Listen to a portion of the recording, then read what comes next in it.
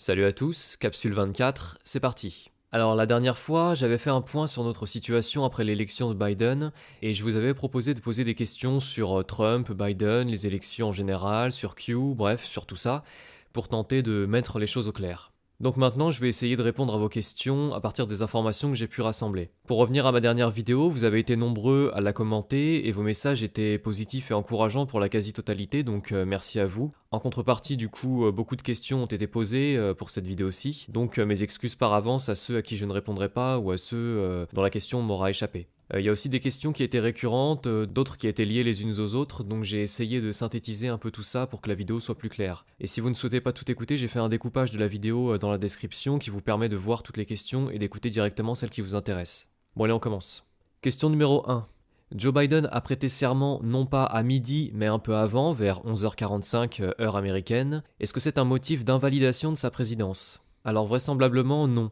J'ai fait mes petites recherches et la Constitution est en fait assez vague sur le déroulement de l'investiture. Elle précise que le président est investi le 20 janvier et que son mandat débute à midi, mais même si le texte récité lors du serment est bien indiqué, rien ne dit qu'il doit être prononcé à midi pile. Il semblerait que Trump, lui, l'ait bien prononcé à midi pile, et Obama également en 2008 pour son premier mandat, mais dans les faits, ça ne semble pas plus important que ça. À vrai dire, la Constitution dit même que le président commence son mandat à midi et qu'il doit prêter serment avant. Donc techniquement, il ne doit pas y avoir de problème sur le fait que Biden ait prêté serment avec un quart d'heure d'avance. Par ailleurs, j'imagine mal Trump ou qui que ce soit d'autre tenter de destituer Biden pour un motif pareil, ce serait jamais pris au sérieux.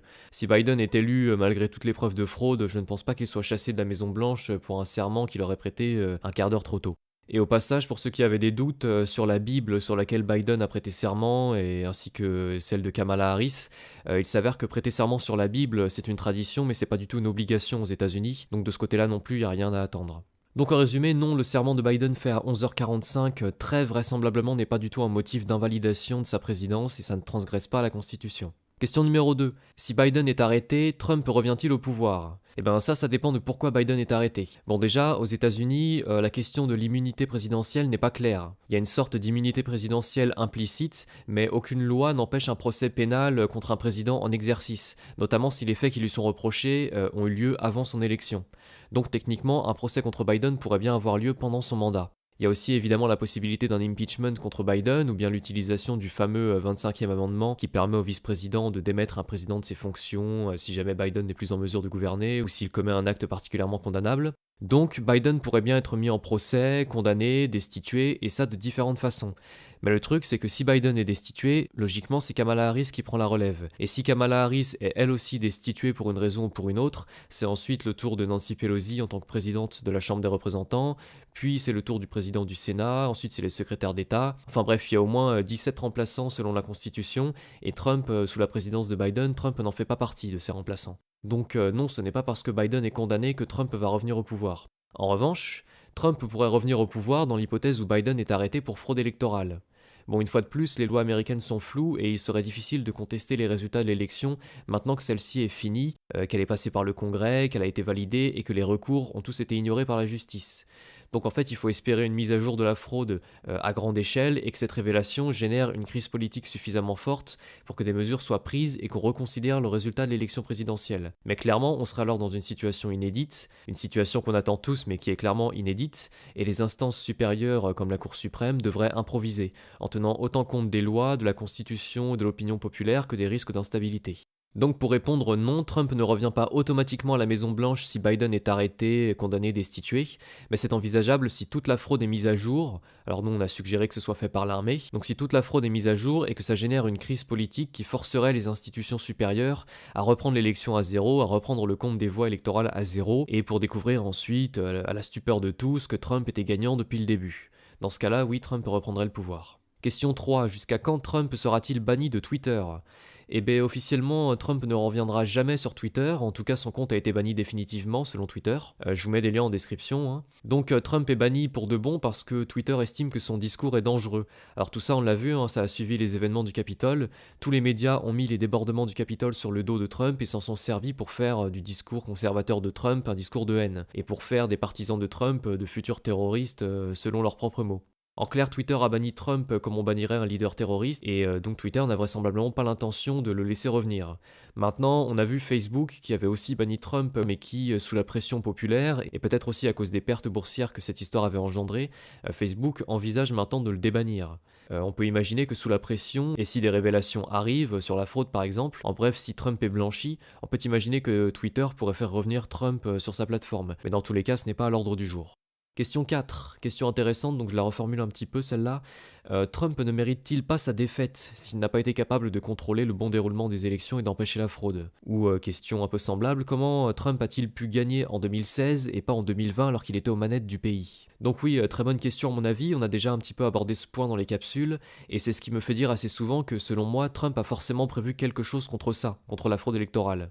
Comme on l'a déjà dit, Trump alertait sur la fraude liée aux machines de vote il y a près de 10 ans déjà, et en 2019, même certains élus démocrates comme Elizabeth Warren alertaient sur les possibilités de triche via les machines de vote. Donc en clair, c'était un risque très largement prévisible, et il est impossible que Trump ne l'ait pas envisagé. Trump avait les moyens de contrôler ces machines ou d'imposer des normes de sécurité supplémentaires, enfin d'agir en tout cas. Or, on a constaté le 3 novembre une fraude aussi massive que grossière, et n'importe qui a pu la constater, que ce soit les votes sortis de sous la table, les votes qu'on retrouve dans les poubelles, ou les milliers de votes qui arrivent au milieu de la nuit et qui sont tous pour Biden. Enfin bref, la fraude était très largement prévisible et elle a été très largement constatée lors de l'élection. C'est ce qui nous a amené à penser que Trump laissait les démocrates tricher ouvertement pour mieux les condamner ensuite. En tout cas, une chose est sûre, c'est que la défense américaine, les renseignements et compagnie savaient certainement tout ce qu'il y avait à savoir sur les risques de fraude. Donc de deux choses l'une, ou bien les démocrates sont tombés dans le piège de Trump, ont été obligés de tricher exagérément et seront bientôt démasqués, condamnés et l'élection annulée, ou bien les démocrates ont réussi leur coup, mais alors dans ce cas-là, au terme d'un combat acharné en coulisses, qui sera notamment passé par la corruption de toutes les instances judiciaires, celles qui ont refusé d'examiner les preuves de fraude, et corruption également de l'armée sans doute, bien que ça me semble beaucoup plus difficile à mettre en place. En tout cas, l'hypothèse de Trump qui n'aurait juste pas pensé à se protéger de la fraude, cette hypothèse-là, elle est complètement impossible. Donc pour répondre, je ne pense pas que Trump mérite sa défaite s'il s'agit bien d'une défaite, et en tout cas même si c'est une défaite, ce ne serait clairement pas une défaite méritée. Question 5. Rapidement, pour ceux qui suivent tout ça depuis peu, qui est Q? Où peut-on suivre Q? Pourquoi parle-t-on du nombre 17? Alors pour la faire rapidement, Q c'est une personne dont on ignore l'identité et qui diffuse sur internet depuis environ 4 ans des informations sur Trump, sur l'état profond, sur les élections, sur la corruption, bref sur tous les sujets qu'on aborde sur cette chaîne. On ignore donc l'identité de Q, comme je disais, on soupçonne même qu'il y ait plusieurs personnes derrière l'identité de Q, mais il semblerait en tout cas que Q soit très proche de Trump, et on pense donc à quelqu'un de son administration, de la défense, des renseignements, bref quelqu'un qui serait haut placé et susceptible de pouvoir, avec l'accord de Trump, disséminer comme ça des informations au grand public pour dévoiler morceau par morceau le plan de Trump. Et par la même occasion pour rassembler les patriotes des États-Unis et même du monde entier sous une même bannière. Le phénomène Q, en fait, ça fait écho à ce qui s'est passé en 2016, avant la première élection de Trump, quand les partisans de Trump se sont regroupés sur certains réseaux sociaux comme 4chan et ont formé les premières armées de soldats numériques, pour reprendre l'expression. C'est-à-dire en gros les premiers groupes à avoir diffusé en masse du contenu pro-Trump et à avoir créé des engouements massifs sur internet. Des engouements qui ont contrebalancé en fait les informations des médias mainstream qui eux étaient intégralement contre Trump. Bref, comme en 2016, Q a rassemblé les mouvances pro-Trump et les a en quelque sorte galvanisées en distillant de l'information petit à petit. Et le nombre 17, eh bien, le Q, la lettre Q, c'est la 17e lettre de l'alphabet, et si on regarde autour de Trump, on voit souvent des références à ce nombre, que ce soit dans ses discours, dans le nombre de drapeaux qu'il va mettre derrière lui lors d'une allocution, le nombre de personnes sur une photo. Bref, quand on cherche, on trouve souvent des références à ce nombre. Parfois, ce sont probablement des coïncidences, mais certains y voient des allusions que Trump nous ferait discrètement pour montrer que lui et Q sont bien du même côté. Et enfin, où peut-on suivre Q? Alors Q s'exprime uniquement sur la plateforme 8kun, c'est un forum du même genre que 4chan, avant il s'exprimait sur 4chan mais il a dû migrer. Et lorsqu'il poste un message, celui-ci peut être retrouvé sur qalerts.app. Je ne mets pas le lien en description au cas où YouTube censure, mais ça s'écrit qalerts.app. Question 6. Est-ce que Trump vient de l'état profond? Et question assez proche, est-ce que Q vient de l'état profond? Alors en clair, est-ce que Trump, Q, tout ça sont en réalité des traîtres, des pions de l'état profond, une sorte d'opposition contrôlée? Bref, est-ce qu'on se fait mener en bateau par l'état profond depuis le début? Bon, ça, c'est une question importante, on est fréquemment tenté de se la poser, hein, on se dit, «Bah, tiens, Trump ne déclassifie pas les informations compromettantes qu'il a contre ses ennemis, donc ça prouve bien qu'il est avec eux», ou encore, «Trump ne conteste pas la fraude électorale pour de vrai, donc c'est sûrement un pion de l'État profond». Bon, ça, c'est une question légitime, mais personnellement, j'y crois pas, parce que je pense que ce serait un étrange coup de l'État profond. Je me dis que si l'État profond avait voulu vraiment, dominer le monde, il n'aurait eu qu'à faire élire Hillary Clinton en 2016, et je ne vois pas quel aurait été l'intérêt de faire élire Trump, qui aurait donc été un faux opposant, ou de monter toute l'opération Q qui aurait été elle aussi du coup une fausse divulgation d'informations. Parce que certes, on pourrait supposer qu'en faisant élire Trump, l'État profond puisse ensuite le faire perdre comme on le voit en ce moment, puis utiliser cette victoire volée pour diaboliser toute pensée conservatrice une fois pour toutes, mais comme je le disais, je ne pense pas que ce soit pertinent. D'une part, parce qu'avec Hillary Clinton présidente,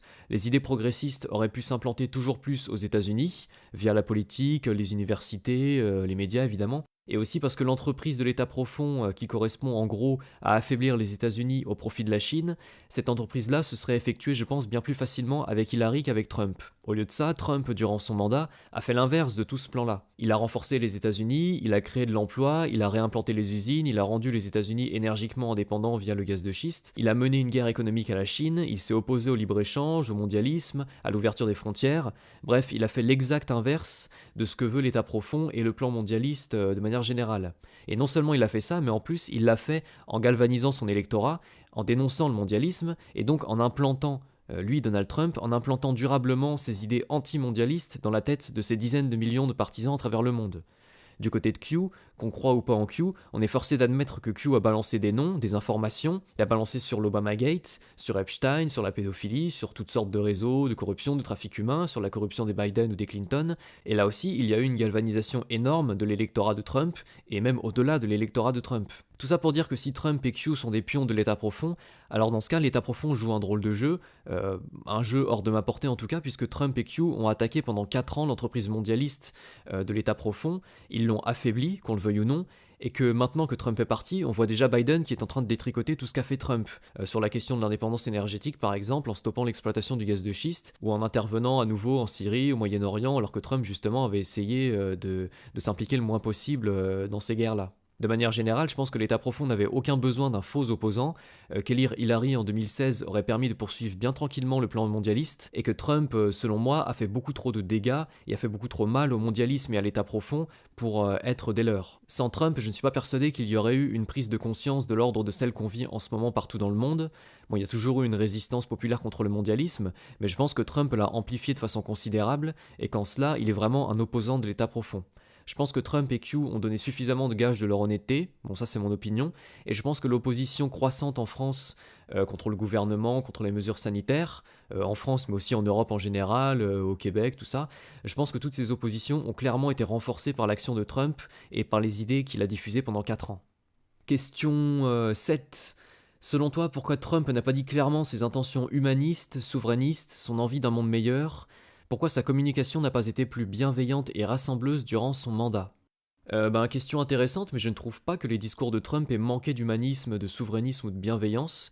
Bon, c'est assez subjectif, hein, comme tous les ressentis, mais il me semble que durant son mandat, Trump s'est systématiquement présenté comme le père de la nation, qu'il a toujours communiqué son envie de rendre sa voix au peuple américain, et ses actions sur l'emploi, sur l'économie, le commerce, les frontières, ont toujours été selon moi dans le sens de la souveraineté et de la prospérité du peuple américain. Par ailleurs, il me semble que Trump n'a jamais commis l'erreur de s'attaquer à l'électorat démocrate. Il s'est attaqué aux leaders démocrates, parfois avec véhémence, mais ça c'est la politique, il n'a pas trop le choix.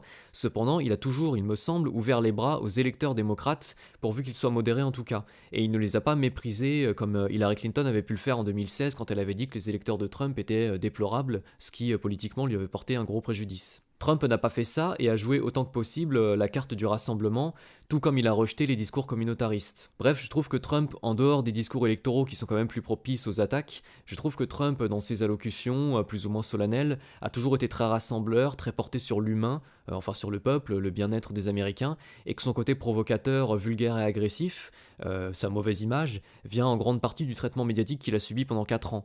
Les médias se sont beaucoup arrêtés, attardés sur telle ou telle déclaration, tel ou tel tweet provocateur de Trump, mais dans la réalité des faits, je ne trouve pas que Trump ait manqué à son devoir de rassembleur et de père de la nation. Bon, maintenant voilà, il a été attaqué en continu pendant 4 ans par ses opposants, il a toujours dû rester du coup sur la défensive et forcément ça a terni le discours rassembleur qu'il a pu tenir le reste du temps.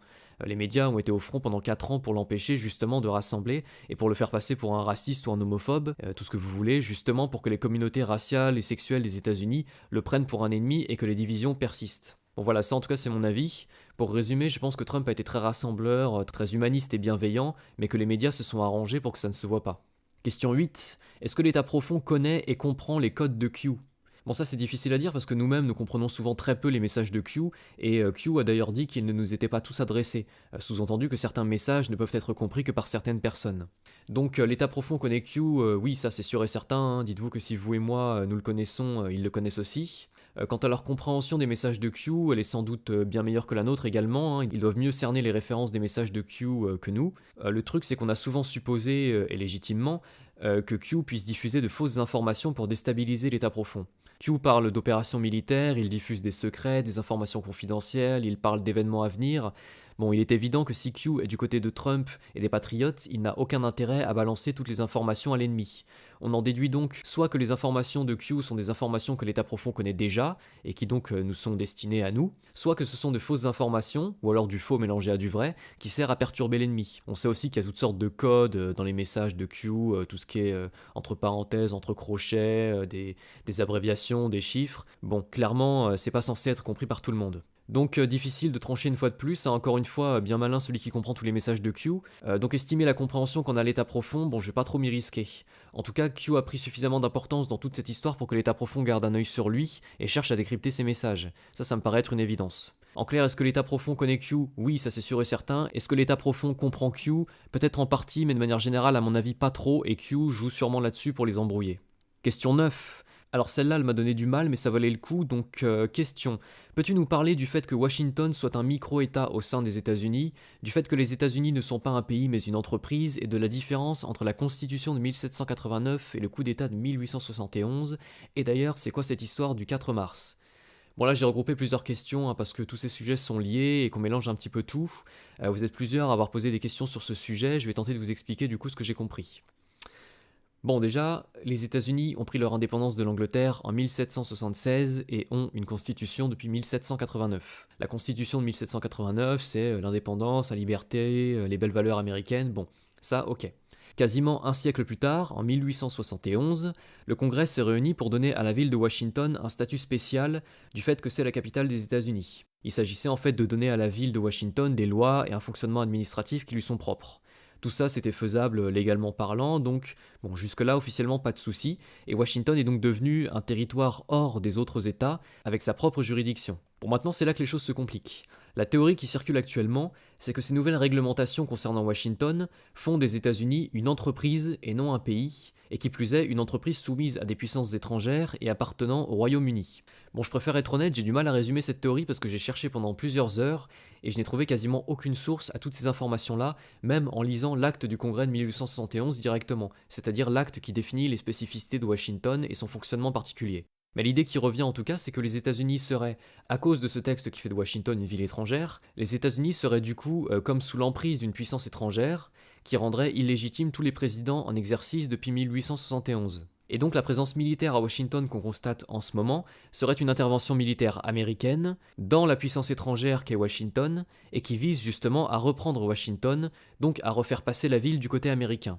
Dans ce scénario-là, Biden a été investi à Washington, au Capitole, il est donc le président d'une puissance étrangère et non le président légitime des États-Unis. Enfin, une fois l'opération militaire terminée, une fois Washington redevenue américaine, Trump serait réélu en tant que 19e président des États-Unis le 4 mars.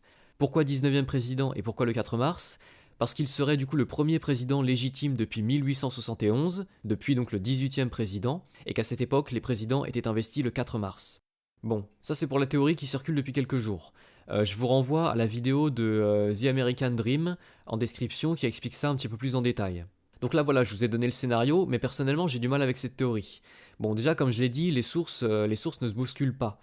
J'ai vu un certain nombre de vidéos où tout le monde répète plus ou moins le scénario que je vous ai résumé là, mais il y a un petit côté téléphone arabe auquel je participe du coup aujourd'hui, puisque comme je disais, je n'ai trouvé aucune source solide à ces informations-là. Ensuite, il y a des problèmes de compréhension à mon avis par rapport à cette histoire d'entreprise, ou de corporation en anglais. Les États-Unis seraient une entreprise, et on en déduit du coup que les Américains sont des employés. Bon, j'avoue que j'ai pas trop compris cette histoire non plus. La vidéo que je mets en description en parle, mais corporation dans ce contexte ne signifie probablement pas entreprise, mais plus une sorte d'entité au sens juridique du terme. Donc en gros un territoire soumis à des règles en particulier, en clair exactement ce qui était prévu pour Washington, à savoir un territoire avec un statut juridique et administratif qui lui est propre. Bon, ensuite, je ne comprends pas pourquoi, selon cette théorie, Trump serait élu le 4 mars, sachant qu'officiellement il a perdu l'élection du 3 novembre et qu'il n'a donc pas, toujours officiellement, gagné de second mandat. Donc pourquoi est-ce qu'il serait élu le 4 mars? Faut m'expliquer. D'ailleurs, si on en croit cette théorie, son mandat, commencé en 2016, n'était pas légitime lui non plus, puisque Trump a prêté serment dans la puissance étrangère qu'était Washington. Donc bon voilà, j'ai pas grand chose à dire sur cette histoire en fait, hein, je crois que c'est flou pour beaucoup de monde, dont moi, mais je vous invite à vérifier en tout cas toutes les informations sur le sujet et à ne pas hésiter à me les envoyer si vous avez du sérieux. Moi en tout cas j'attends de voir, pour le coup je reste prudent, j'attends plus d'éléments concrets. Si j'en ai, je ne manquerai pas de les partager avec vous, mais donc pour répondre à ceux qui voulaient en savoir un peu plus sur cette théorie, voilà, vous avez le principal, je vous renvoie une fois de plus vers la vidéo qui est en description pour y voir plus clair. Bon, vous noterez en tout cas que cette théorie n'est pas si éloignée des hypothèses que j'ai émises dans les précédentes capsules, dans la mesure où dans les deux cas, l'armée est censée intervenir à Washington pour mettre fin à de la trahison et à des ingérences étrangères. Mais personnellement, je trouve plus crédible l'hypothèse dans laquelle c'est la fraude électorale et la corruption avec la Chine qui provoquent l'intervention militaire. Bon, en tout cas, moi je ne suis pas devin, on verra comment les choses évoluent sur ce point, sur cette théorie. Je vous invite seulement à la prudence par rapport à toute cette histoire. Question 10. Si les États-Unis parviennent à se débarrasser de l'État profond et à assainir leur système, la France en profitera-t-elle? Ça oui, à mon avis, très certainement. L'État profond, de la manière dont on l'entend généralement, n'est pas cantonné aux États-Unis de toute manière. La finance est internationale, les entreprises multinationales par définition le sont aussi, les réseaux sociaux bien sûr, l'OMS, tous ces organismes sont internationaux, et si on s'en débarrasse, c'est le monde en entier qui est libéré. Bon, pour être plus précis, on peut considérer les liens internationaux dans la corruption, le crime ou le trafic. Pour prendre un exemple, si demain vous éradiquez les réseaux pédophiles, vous éradiquez forcément au-delà de vos propres frontières. Epstein, par exemple, avait des liens avec Brunel, français Brunel, donc les États-Unis avec la France, et la France avec la Belgique, et la Belgique avec les pays de l'Est, donc de deux choses l'une. Soit vous avez éradiqué le problème, et donc forcément vous avez libéré plusieurs pays d'un coup, soit vous n'avez éradiqué le problème que dans votre pays, et donc clairement vous n'avez détruit qu'une partie du réseau qui ne manquera pas de se reformer très vite. Si donc Trump, ou l'armée, ou qui que ce soit, détruit l'État profond, qu'on pourrait représenter par la prédation financière, la corruption politique au sens large, l'emprise des médias, les milliardaires qui sont aux manettes, il me semble évident que ça ne se limitera pas aux frontières américaines et que les ramifications de ces réseaux financiers ou d'influence, tous ces organismes, ces milliardaires et ces lobbies, n'ont pas de pays attitré. Par ailleurs, à supposer que la situation soit réglée aux États-Unis, on imagine, l'armée prend le pouvoir, règle tous les problèmes d'un coup, et puis subitement il n'y a plus de corruption aux États-Unis, il n'y a plus de trafic, plus de réseaux criminels, plus de confinement et compagnie. Il me semble une fois de plus évident qu'en voyant ça, les autres pays vont vouloir la même chose. C'est un petit peu comme en ce moment, si vous voulez, avec le coronavirus et la Suède, pour reprendre un nouvel exemple. Vous voyez les Suédois qui n'ont jamais été confinés, qui n'ont jamais eu de masque obligatoire, et qui s'en sortent mieux que nous. Forcément, dans ce cas-là, vous remettez votre propre situation en question, et vous voulez imiter la Suède. Imaginez-vous maintenant en France, avec votre confinement, votre interdiction de travailler, votre récession économique, vos impôts, la corruption, tout ça, et de l'autre côté de l'Atlantique, vous voyez maintenant les États-Unis qui ont réglé tous leurs problèmes et qui vivent désormais dans un monde merveilleux, sans crime ni corruption. Forcément, à ce moment-là, la contestation populaire en France deviendrait intenable, surtout si la libération américaine se fait avec son lot de révélations, avec son grand réveil, avec la dénonciation de réseaux criminels incluant des personnalités françaises haut placées. Bon, dans ce cas-là, il me semble certain que les Français se réveilleraient une fois pour toutes et exigeraient, ou alors procéderaient eux-mêmes, au nettoyage des institutions françaises et au jugement des coupables. Mais de manière générale, je ne pense pas que l'État profond ou toute forme d'emprise mondiale puisse exister si les pays voisins, eux, restent libres. On avait déjà évoqué cette idée, il me semble, mais je ne pense pas qu'en France on accepte une soumission totale si des pays juste à côté de nous, eux, sont totalement libres et se portent bien. Pour toutes ces raisons, je pense que oui, si l'État profond est éradiqué aux États-Unis, soit il est éradiqué en France en même temps, soit la France, dans le court terme, en voyant la liberté nouvelle aux États-Unis, éradiquera à son tour l'État profond dans ses frontières et sera imité alors par des tas d'autres pays. Question 11. Attendre des solutions et des réponses qui viennent des autres, est-ce vraiment productif ? Bon bah là, question rhétorique, je répondrai que non, évidemment c'est pas productif d'attendre que les solutions viennent des autres, bon ça dit parfois on n'a pas d'autre choix. Maintenant oui, en ce qui nous concerne, nous avons clairement intérêt à prendre nos responsabilités, ne serait-ce que pour nous informer et ne pas rester entièrement passifs dans cette histoire. Quel que soit notre avenir, hein, qu'on gagne ou qu'on perde, donc qu'on vive un confinement éternel ou un nouvel âge d'or, je ne vois pas comment la passivité pourrait mener à quoi que ce soit. Et je pense en fait que c'est la passivité qui nous a mené à notre situation actuelle. Donc aujourd'hui, effectivement, je ne suis pas persuadé que tout attendre de l'armée américaine ou de Trump soit la solution. Il y a évidemment une partie du travail qui repose uniquement sur eux. Bon, clairement, c'est pas nous qui allons protéger Washington ou arrêter Bill Gates ou Soros. Mais toute cette histoire d'état profond, comme on vient de le dire, ne se limite pas aux États-Unis, et vu ce qu'il se passe en France depuis un an, on a aussi notre part de travail à faire. Donc clairement, oui, on doit agir nous aussi. Maintenant, chacun doit trouver sa place parce que agir, ça veut pas dire grand-chose. Beaucoup de gens, hein, moi j'en ai vu des tas, veulent aider mais n'ont pas la moindre idée de ce qu'ils pourraient faire.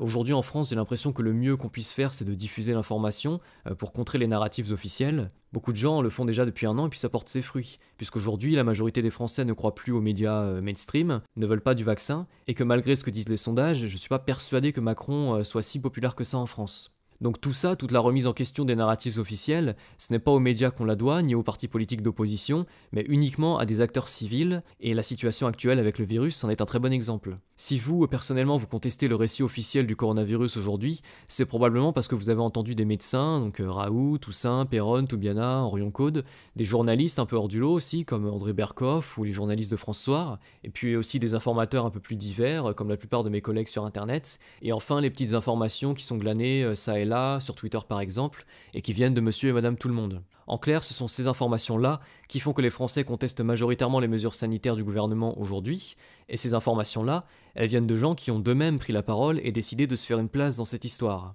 Clairement, si tous ceux que je viens de citer s'étaient dit bon allez c'est bon ça va, j'ai pas besoin d'agir, les autres le feront à ma place, vous comprenez bien que notre situation serait pire qu'elle ne l'est aujourd'hui. Donc oui, on doit tous trouver un moyen d'agir à notre échelle.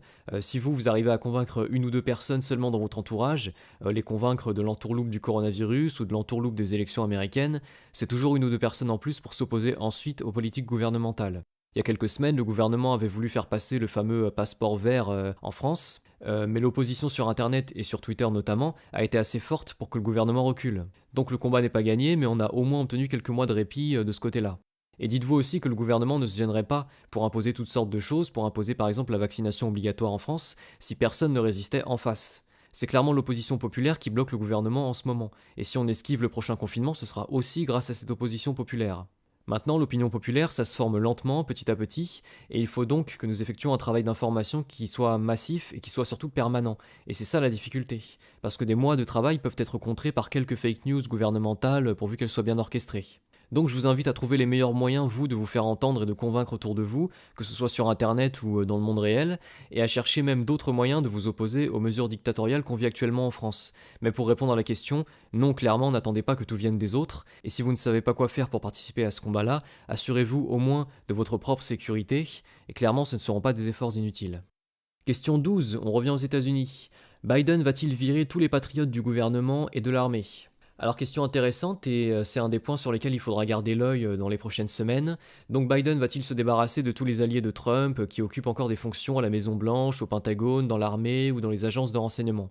Bon, objectivement, bien sûr, il devrait, hein, mais à voir la situation actuelle, on se demande si Biden a vraiment ce pouvoir, bien qu'il soit président. On a vu déjà pendant la période de transition présidentielle que l'équipe de Biden, à de nombreuses reprises, s'est vue refuser l'accès à des informations confidentielles, notamment des informations relatives aux troupes américaines en Afghanistan, ou encore des informations relatives à l'opération Warp Speed, c'est-à-dire la stratégie vaccinale aux États-Unis. Bon alors certes, à ce moment-là, Biden n'était pas encore président, c'était au mois de décembre, mais on notera déjà que le gouvernement de cette époque-là n'a pas été plus coopérant que ça avec lui, et que Biden donc n'a rien pu faire à part se plaindre dans les médias que l'équipe de Trump bloquait la transition présidentielle. Plus récemment, on a une autre info dans le Washington Post, selon laquelle Biden voudrait effectivement nommer ses propres conseillers au gouvernement, mais que cela est empêché, ou du moins gêné, par d'anciens officiels qui ont été nommés par Trump. Bon, pas plus d'informations dans cet article, j'ai pas trouvé grand chose de plus, donc on se demande qui commande en fait, mais il semble en tout cas que Biden n'ait pas autant de pouvoir qu'on ne le penserait a priori, et qu'il y a de la résistance en face. On se souvient aussi de l'épisode de l'investiture de Biden il y a une semaine, Biden qui a rejoint Washington dans un avion privé au lieu d'utiliser l'Air Force One. Bon là c'est pareil, hein, c'est flou. Selon les sources, c'est Biden qui n'a pas souhaité prendre l'Air Force One. Selon d'autres sources, c'est Trump qui a refusé d'envoyer l'avion. Bon, dans tous les cas, je suis pas sûr que ça dise grand chose sur les liens entre Biden et l'armée. Enfin, tout récemment, on apprend que Charles Flynn, qui est le frère du général Flynn, vient de prendre un poste de commandement dans l'armée américaine, un poste important. Ce qui est curieux vu ce que les démocrates pensent du général Flynn. Bon, une fois de plus, peu d'informations sur Charles Flynn, mais c'est comme le reste, ça reste à surveiller.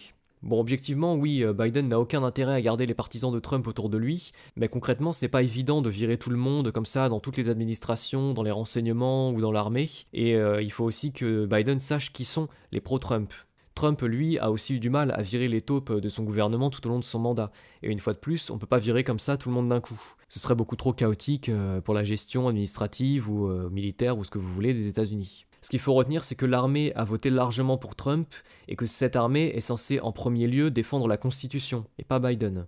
Bon, ça c'est sur le papier, hein, en vrai c'est toujours plus compliqué, mais tout ça pour dire que quand bien même Biden place ses pions partout et se débarrasse de tous les responsables nommés par Trump, il ne devient pas intouchable pour autant. Tout repose en fait toujours sur les preuves de fraude ou d'ingérence étrangères que l'armée et les renseignements sont censés posséder, et s'ils ont bien ces preuves, ils se retourneront normalement contre Biden et son administration pour haute trahison. Maintenant, voilà, ça reste à voir. Biden est désormais le chef des armées, et c'est lui qui nomme tous les chefs d'état-major, de l'armée de terre, de la marine, de l'Air Force. Je ne sais pas si ce serait judicieux de sa part de remplacer tous les hauts gradés militaires, mais ça le rendrait encore moins populaire chez les militaires qu'il ne l'est déjà. Donc pour résumer, oui, Biden peut virer tous les pro-Trump pour nommer ses agents partout, au gouvernement, à la Maison-Blanche, dans l'armée, mais dans les faits, ce n'est pas aussi simple pour lui, de ne pas remplacer tout le monde du jour au lendemain, et si des preuves de fraude ou de haute trahison sont révélées, l'armée devrait défendre la Constitution et donc se retourner contre Biden, surtout si les révélations se font publiquement et qu'elles déchaînent l'opinion populaire, qui donc clairement n'est pas du tout acquise à Joe Biden. Et enfin, question 13, question plus légère, l'investiture de Biden a-t-elle été filmée à l'avance ? Alors oui, on va voir ça aussi, il paraîtrait que l'investiture de Joe Biden n'était pas en direct, mais qu'elle a été filmée en avance et que ce secret aurait été trahi par une chaîne de télévision espagnole qui, volontairement ou pas, aurait retransmis l'investiture avec environ 10 heures d'avance. Bon, j'ai entendu cette information plusieurs fois, j'ai fait mes recherches et à nouveau, j'ai clairement pas trouvé grand chose. L'information vient apparemment de Charlie Ward, c'est un homme qui fait des vidéos sur YouTube, qui dit avoir vu les images, mais on n'a pas plus d'informations. Lin Wood, l'avocat, a évoqué lui-même cette information, enfin il a évoqué l'information reprise de chez Charlie Ward, mais lui non plus n'en a pas dit beaucoup plus, et sauf erreur de ma part, c'est tout ce qu'on a à se mettre sous la dent. Donc c'est une information sans preuve qui est lancée par une seule personne. Clairement, selon moi, cette information n'a aucun poids. Une fois de plus, si vous avez du concret, vous pouvez me l'envoyer, mais pour moi, c'est pas pertinent. On parle aussi en ce moment du fait que Biden ne serait pas réellement à la Maison Blanche et que le bureau ovale de la Maison Blanche, où il a pris quelques photos, serait en fait une reconstitution. Bon, bah là aussi, j'ai l'esprit ouvert d'habitude, mais là, vraiment, il n'y a rien de concret pour moi. On dit que le papier peint n'est pas le même, que l'arrière-plan par les fenêtres n'est pas le bon. Bon, si on a des informations concrètes, promis, on en reparlera, mais là, je pense que ça n'a pas de sens de s'attarder là-dessus pour le moment. Méfiez-vous, hein, de manière générale, hein, vous avez sûrement compris depuis l'histoire de l'arrestation du pape que des fausses informations circulent en permanence, et qu'en les diffusant à outrance, on ne fait vraiment que se discréditer. Donc je pense qu'on a des pistes beaucoup plus sérieuses à étudier pour le moment. Libre à vous de faire vos recherches, mais prenez garde à ne pas crier victoire trop vite quand vous découvrez des informations de ce genre, parce qu'elles deviennent rapidement virales et qu'ensuite on passe pour des idiots quand c'est démenti. Voilà, du coup on va s'arrêter là pour aujourd'hui, j'espère que j'aurai pu vous éclairer sur les différents points qu'on a abordés. Désolé hein, pour ceux dont j'ai loupé la question. Je précise que certains sujets dont j'ai pas parlé aujourd'hui seront probablement abordés dans les prochaines capsules. Je pense notamment à l'impeachment que les démocrates sont en train de lancer contre Trump. La procédure vraisemblablement sera lancée, on verra ce qu'il en est et quels sont les risques et les enjeux pour Trump. Mais justement, on essaiera de voir ça dans une capsule dédiée, si ça arrive effectivement. On en saura plus normalement d'ici une dizaine de jours. Pareil au sujet des déclassifications qu'a faites Trump juste avant de partir. On en saura peut-être bientôt plus. Si c'est le cas, on en parlera à ce moment-là. Pour l'instant, moi, j'ai pas assez d'informations concrètes. Enfin, à ceux qui demandent quand l'armée reprend le pouvoir aux États-Unis, bon, vous imaginez bien que si je le savais, je vous l'aurais dit bien volontiers. Il n'y a aucune certitude, hein, on sait juste que la garde nationale est encore massivement présente à Washington et qu'elle sera là encore pour plusieurs semaines, jusqu'en mars, selon les dernières informations. Bon, officiellement, elle assure toujours la sécurité de la nouvelle administration Biden et empêche les insurrections des horribles partisans de Trump. Officieusement, on n'a pas trop idée de ce qu'elle fait là, l'armée. Je vous renvoie à la capsule 22 pour connaître mes hypothèses, on en a déjà parlé. Et une fois de plus, dès qu'il y aura du concret, on verra ça ensemble. Autrement, il se passe des choses intéressantes en Europe, dont je parlerai peut-être dans les prochaines capsules aussi, des informations relatives aux manifestations contre les confinements, contre les mesures sanitaires, les manifestations massives qu'on a en ce moment aux Pays-Bas, au Danemark, en Italie, en Espagne. Bon, clairement, on sent une résistance de plus en plus forte des peuples contre les gouvernements, et en France également. Donc je pense que les gens s'activent de plus en plus et on verra bien s'il y a une désobéissance civile le 1er février, il y a des rumeurs, ou si le retour des beaux jours d'ici quelques semaines va pousser les gens à sortir. Bref, une fois de plus, on en parlera quand on aura des informations fraîches, mais je vous invite à garder un œil sur tout ça pendant les prochaines semaines si c'est pas déjà le cas, et à propager l'information si vous en avez la possibilité, et que l'information est sérieuse bien sûr. Voilà, donc fin de la capsule, en espérant que ça vous ait plu. Un grand merci, comme toujours, à ceux qui m'ont adressé un don pour me soutenir dans mon travail, ainsi qu'à ceux qui partagent les vidéos sur les réseaux sociaux. Les prochaines capsules seront donc des capsules classiques, hein, on reprend le format habituel. Mais pour aujourd'hui, voilà, je me suis dit que ce serait une bonne idée de faire un point et de tenter de répondre à vos questions. Vous avez les commentaires pour me dire ce que vous en avez pensé. Allez, sur ce, je vous dis bonne fin de journée et à la prochaine.